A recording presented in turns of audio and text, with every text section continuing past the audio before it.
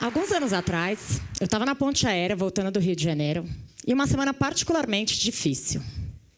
Era uma época que eu não me alimentava bem, não dormia bem, e eu vivia uma das épocas mais difíceis da minha vida profissional. Quando eu entrei no avião e sentei, fiz o óbvio, abri o computador para trabalhar.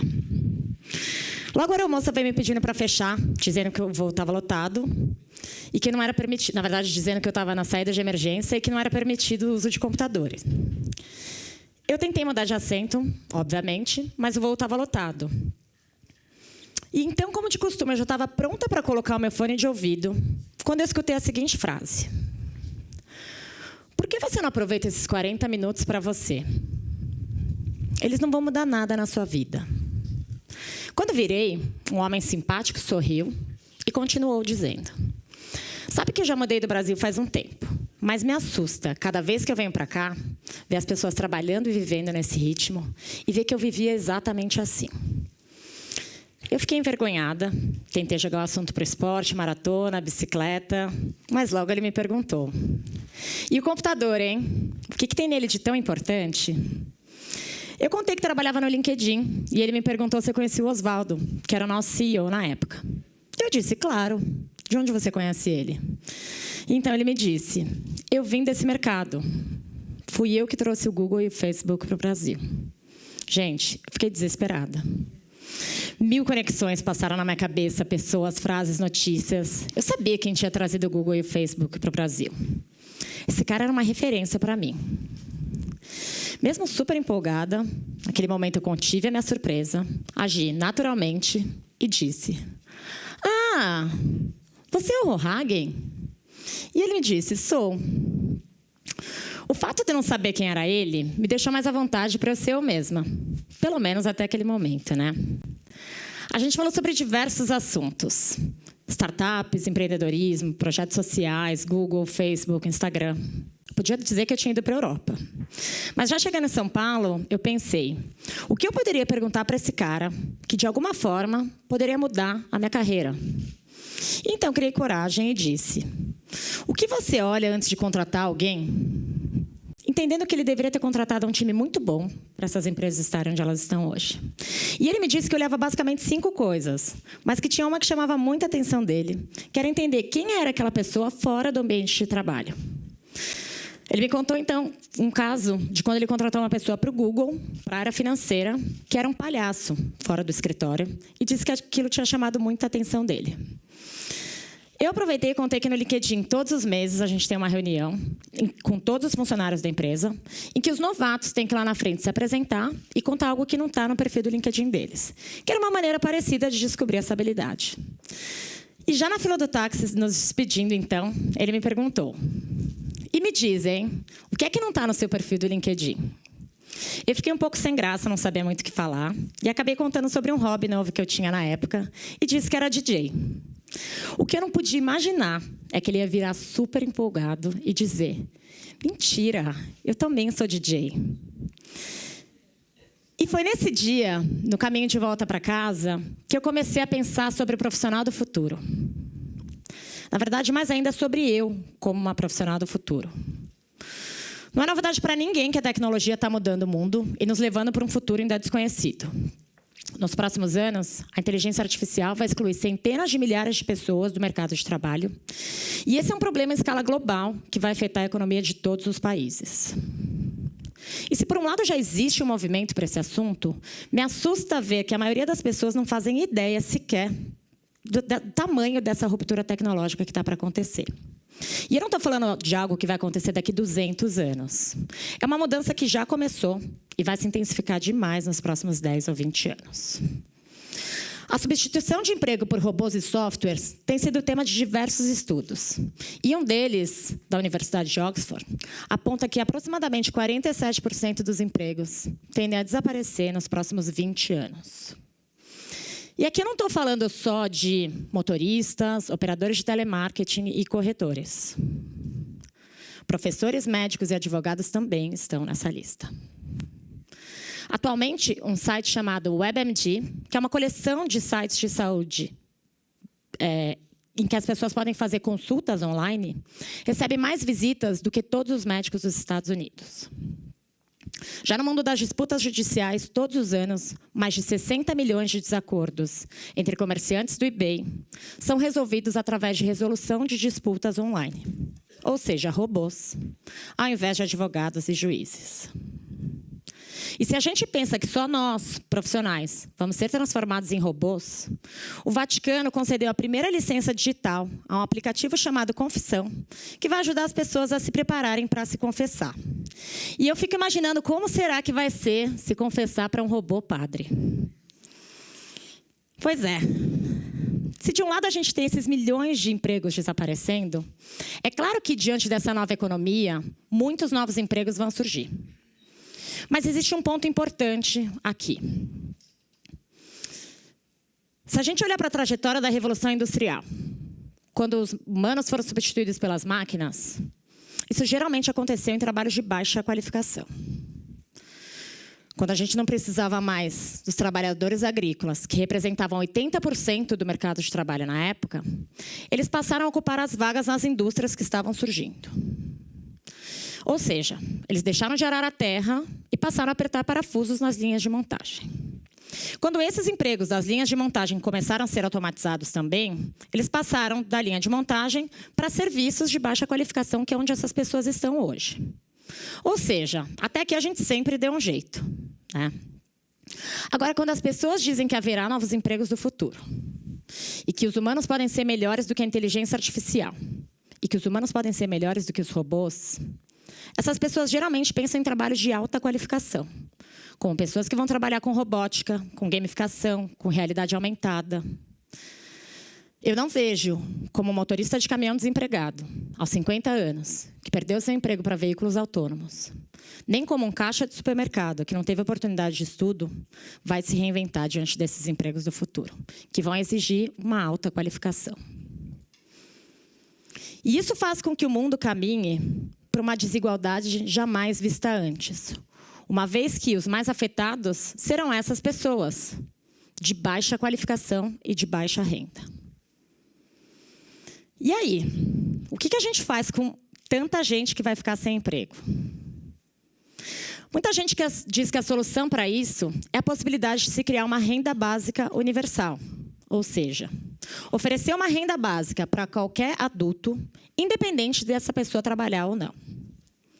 Eu confesso que eu fiquei um pouco chocada a primeira vez que eu ouvi falar nesse assunto, mas ele vem ganhando cada vez mais novos adeptos, inclusive grandes nomes do Vale do Silício, como Mark Zuckerberg e Elon Musk.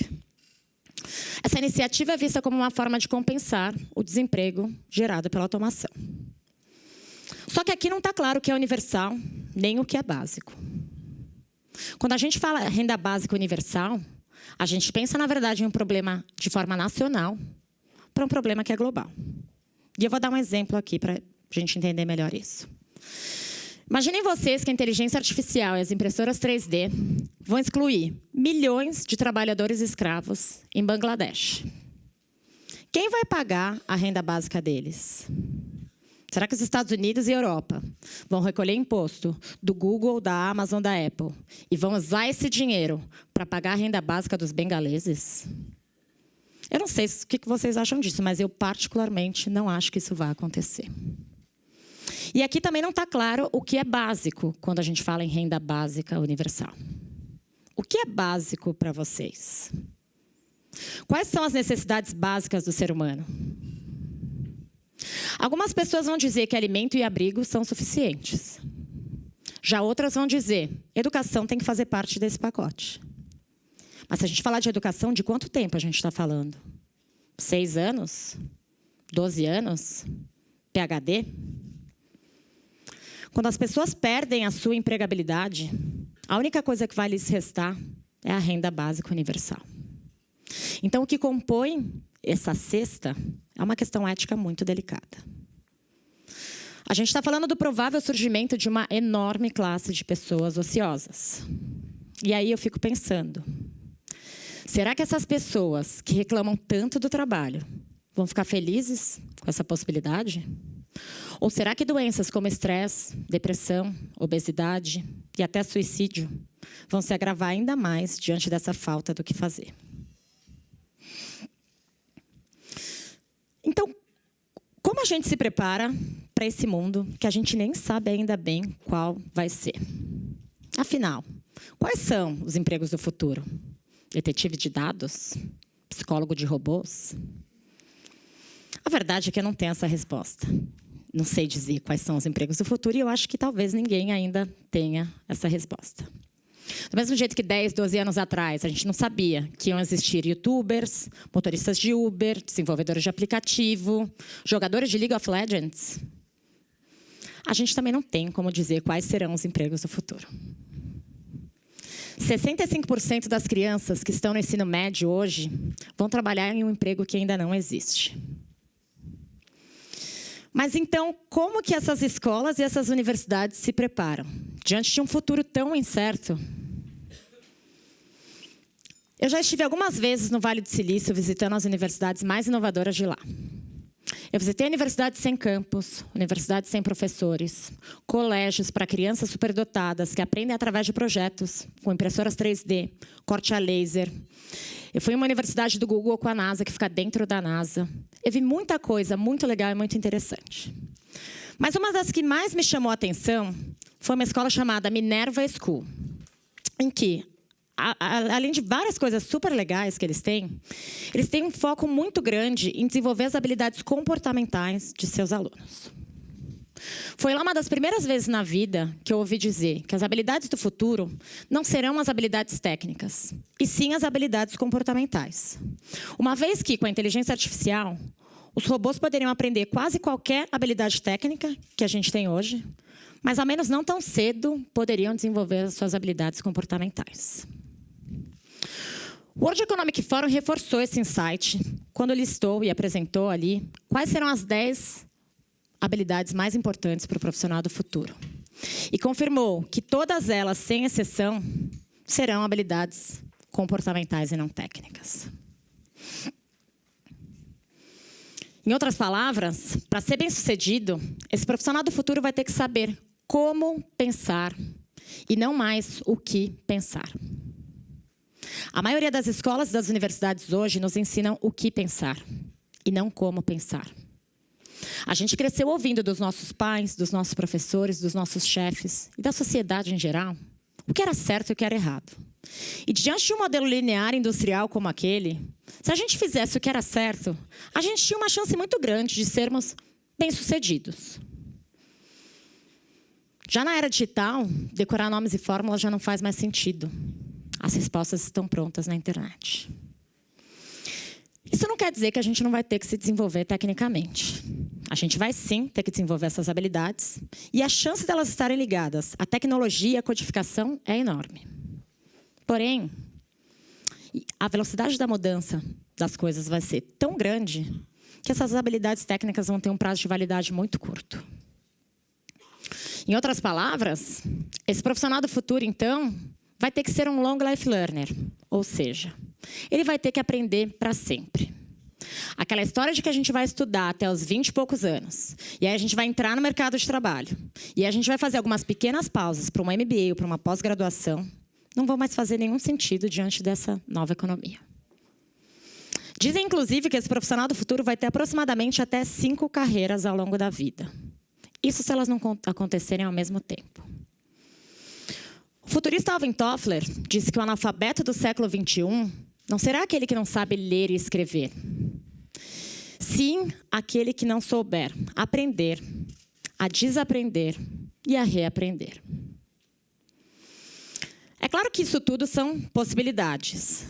Mas o que eu sinto é que, independente do que vai acontecer no futuro, nós, humanos, hoje, estamos ficando cada vez melhores em compreender o cérebro e a inteligência. Mas a gente está evoluindo cada vez menos a nossa consciência. E as pessoas confundem inteligência e consciência. Inteligência é a capacidade de resolver problemas. E consciência é a capacidade de sentir. A gente está criando inteligência artificial, mas a gente não está criando consciência artificial. Dizem que no ano de 2029, um computador vai se tornar tão inteligente quanto nós, seres humanos. E que em 2045, um único computador vai ser mais inteligente do que toda a humanidade junta. Porém, não há nenhum indício de que esses computadores vão se tornar conscientes, ao menos tão cedo. Eles não vão poder sentir. E se é isso que vai diferenciar a gente dos computadores, isso que vai diferenciar a gente dos robôs, a gente tem que começar a desenvolver mais a consciência humana. A gente está cada vez mais desenvolvendo o nosso externo e esquecendo de olhar para dentro da gente. Cada vez mais nos é cobrado que a gente seja o melhor profissional, o mais bem-sucedido, o mais inteligente, o mais competitivo. Mas ninguém ensina a gente a lidar com as nossas emoções. E se a gente não aprender e não entender que a felicidade não está em ter, e sim em ser, a gente vai continuar criando mais e mais robôs humanos. Pois não é preciso ser um robô para agir como um. Então, hoje, quando eu penso, quem será o profissional do futuro? Quem serei eu como profissional do futuro? Para mim, o profissional do futuro vai sim desenvolver as habilidades externas. Mas se ele não desenvolver os skills internos e conseguir equilibrar isso dentro dele, a chance dele viver uma vida medíocre e infeliz será muito grande. Em outras palavras, o ser humano, o profissional do futuro, nada mais é do que um ser humano do futuro. E hoje, quando me perguntam o que é que não está no meu perfil do LinkedIn, eu digo que, além de ser DJ, eu venho acordando de anos em que eu vivi anestesiada. Eu levei anos para perceber que eu era uma perfeita ninguém. Que eu respondia à demanda da sociedade, às demandas do meu trabalho, às demandas da minha família, menos as minhas. Até porque eu não tinha a menor ideia de quais eram as minhas próprias vontades, senão atender às expectativas dos outros. E hoje, quando me perguntam o que é que me fez acordar de tudo isso, foi o amor.